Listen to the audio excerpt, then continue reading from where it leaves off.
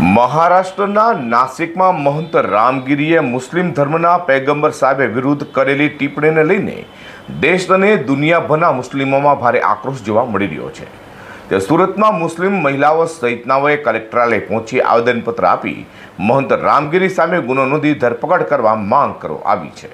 મહંત રામગીરી દ્વારા મહારાષ્ટ્રના નાસિકમાં ઇસ્લામ ધર્મના મહાન પૈગંબર મોહમ્મદ સાહેબ ઉપર अपमानजनक तथा निंदाजनक जानी जोई पोतानो छुपो गुनाहित इरादो बरलावा इस्लाम धर्मना महान पैगंबर साहेब विरुद्ध टिप्पणी करी मुस्लिम समाजना लोकोनी आस्था दुभाय तेवा शब्दों प्रयोग कर्यो छे, जेने लईने महंत रामगीरी सामे पगला लेवानी मांग साथे देशभरमा तेनो विरोध थई रह्यो छे।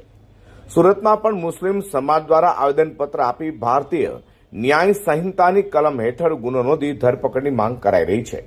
त्यारे आज शुक्रवारे मुस्लिम महिलाओं અને પુરુષોએ ભેગા મળી કલેક્ટરાલ કચેરી પહોંચી આવેદનપત્ર આપી મહંત રામગીરી સામે તાત્કાલિક ગુનો નોંધી ધરપકડ કરવાની માંગ કરી હતી। તો આવેદનપત્ર આપવા આવેલી મહિલાઓમાં ભારે આક્રોશ આજે જોવા મળ્યો હતો।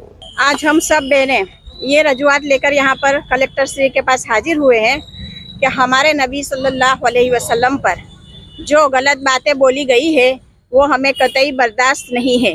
हम हमेशा खामोश रहे हैं। मुसलमान खामोश है, मुसलमान सोया नहीं है, मुसलमान खामोश है। इसलिए खामोश है कि मुसलमान ये नहीं चाहता है कि हम हमारे भारत देश के अंदर अशांति फैलाए और हमारे भारत देश के अंदर कोई फसाद हो जिसकी वजह से हमारा भारत देश बदनाम हो। इसलिए हम हमेशा खामोश रह जाते हैं, हम सब्र कर लेते हैं। लेकिन अब हमारे नबी सल्लल्लाहु अलैहि वसल्लम पर, हमारे नबी सल्लल्लाहु अलैहि वसल्लम के ऊपर जब कोई कुछ कहेगा, कोई गलत शब्द कहेगा तो वो हम किसी हाल में बर्दाश्त नहीं कर सकेंगे। एक ईमान वाला शख्स अल्लाह और अल्लाह के रसूल पर और अल्लाह के लाए हुए कुरान पर एक लफ्ज भी बर्दाश्त नहीं कर सकता है।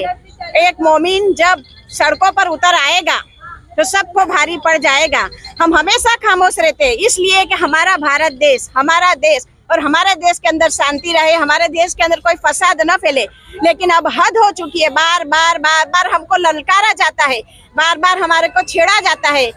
जब हम सड़कों पर उतर आएंगे तो हम कफन बांध कर आएंगे और हम अपनी जान की परवाह नहीं करेंगे। हमें हर हाल में इंसाफ चाहिए, हर हाल में इंसाफ चाहिए। जिसने हमारे नबी के ऊपर गलत बात बोली है उसको हम अरेस्ट करवा कर ही रहेंगे, उसे सजा मिलेगी, तभी हमको शांति मिलेगी।